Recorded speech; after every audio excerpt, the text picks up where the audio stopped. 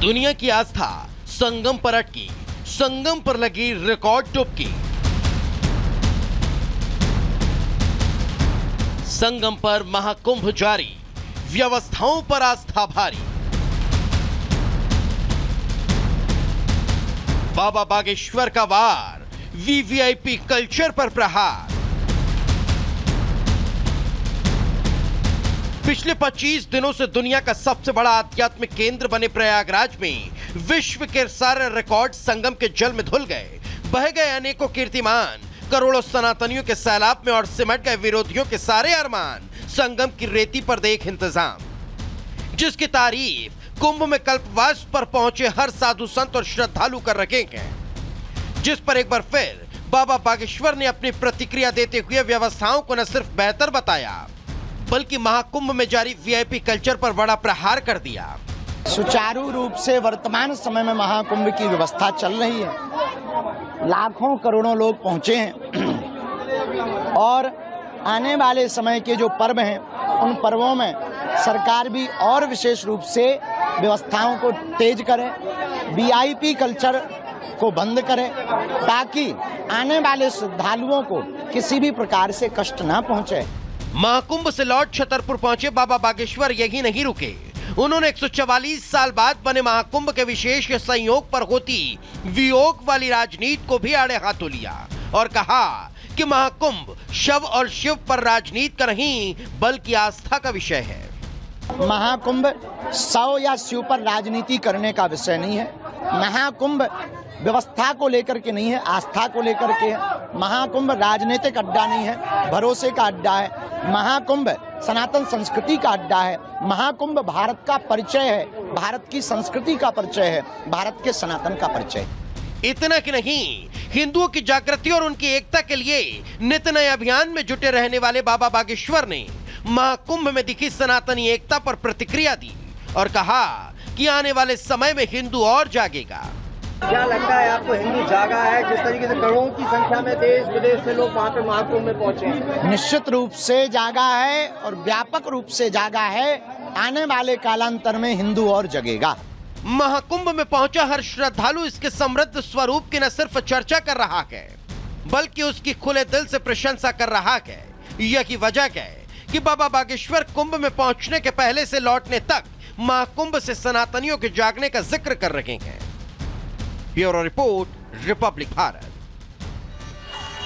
तो देखिए, तस्वीरें हम लगातार दिखा रहे हैं। बाबा बागेश्वर ने कैसे व्यवस्थाओं को लेकर के कहा है कि पुख्ता इंतजाम किए गए हैं और बहुत ही बेहतरीन यहाँ पर अंदाज नजर आ रहा है। और आपको तस्वीरें लगातार दिखा रहे हैं, लोग भी आपको नजर आ रहे होंगे। कहाँ से आए हैं आप? महाराष्ट्र, अकोला डिस्ट्रिक्ट। कैसा लग रहा है यहाँ पर? बहुत बढ़िया, बहुत बढ़िया। हाँ। प्रधानमंत्री भी आए थे, सीएम योगी आदित्यनाथ भी आए थे। हाँ, दोनों आए थे। आप कहाँ से आए भैया? महाराष्ट्र से आए हैं। हाँ। कैसा लग रहा है यहाँ पे? बहुत अच्छा। आप कहाँ से आए हैं?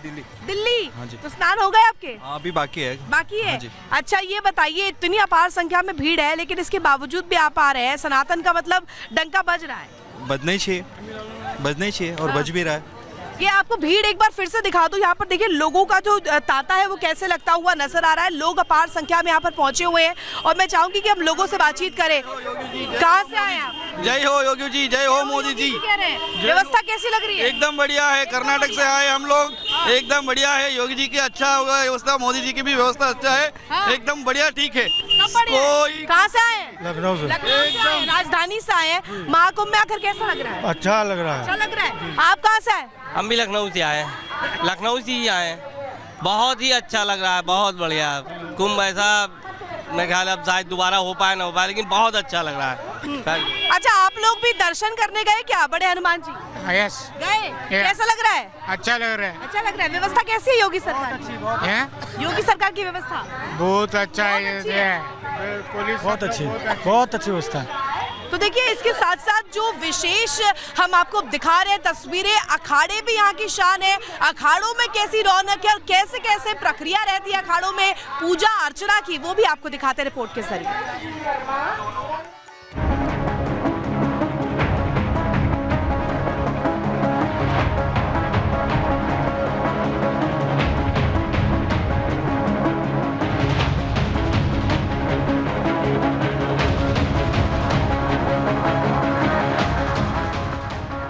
संगम की रेती पर सनातनी शक्ति दिखाते भक्त वत्सल भगवाधारी।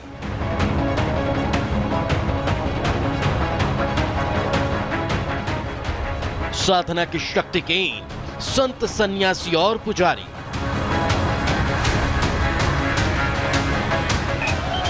आध्यात्म का सांस्कृतिक महापर्व, अखाड़ों पर हर सनातनी को गर्व।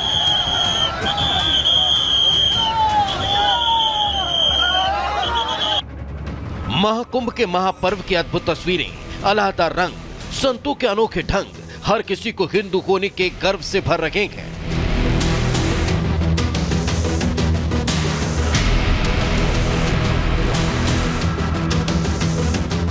144 सालों बाद बनने वाले इस शुभ संयोग में योग सनातन जागृति का नजर आ रहा है, जिसकी धुरी जरूर संगम का तट बन रहा है, मगर इसका सबसे बड़ा आकर्षण होते हैं संत महात्माओं के अखाड़े, जिनकी अपनी अनोखी दुनिया है।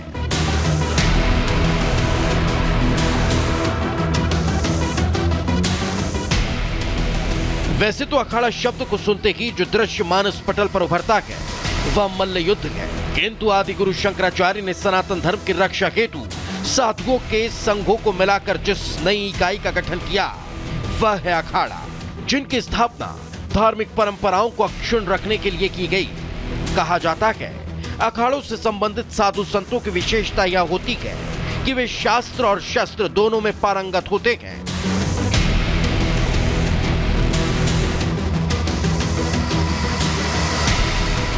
अखाड़ा सामाजिक व्यवस्था और एकता, संस्कृति तथा नैतिकता का प्रतीक है। आध्यात्मिक मूल्य की स्थापना इनका उद्देश्य होता है।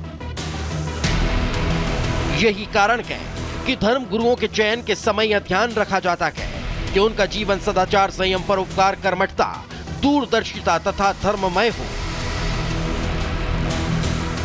हमारे 13 अखाड़े में पंचायती निरंजनी अखाड़ा सबसे बड़ा अखाड़ा है, फिर जूना अखाड़ा है।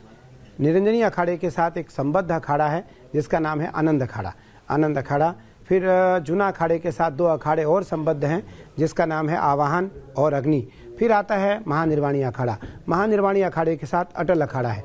फिर उसके बाद आता है बड़ा अखाड़ा उदासीन और नया अखाड़ा उदासीन। फिर आता है निर्मल। ये 13 अखाड़े हैं। 13 अखाड़े में जो 7 सन्यासियों के अखाड़े हैं वो सब के सब शैव परंपरा के लोग हैं। हम सब शैव सन्यासी हैं।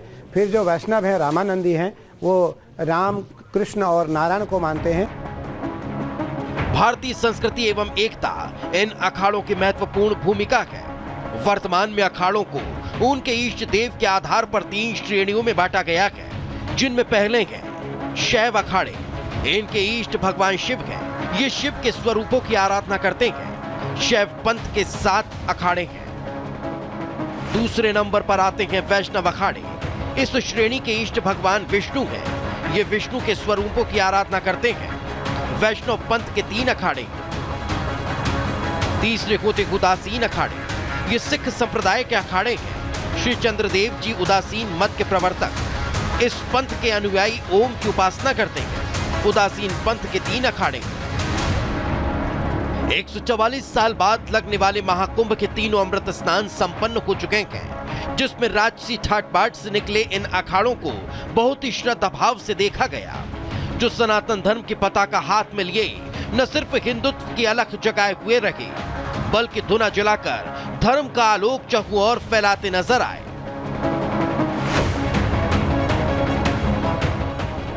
Bureau report, Republic Bharat.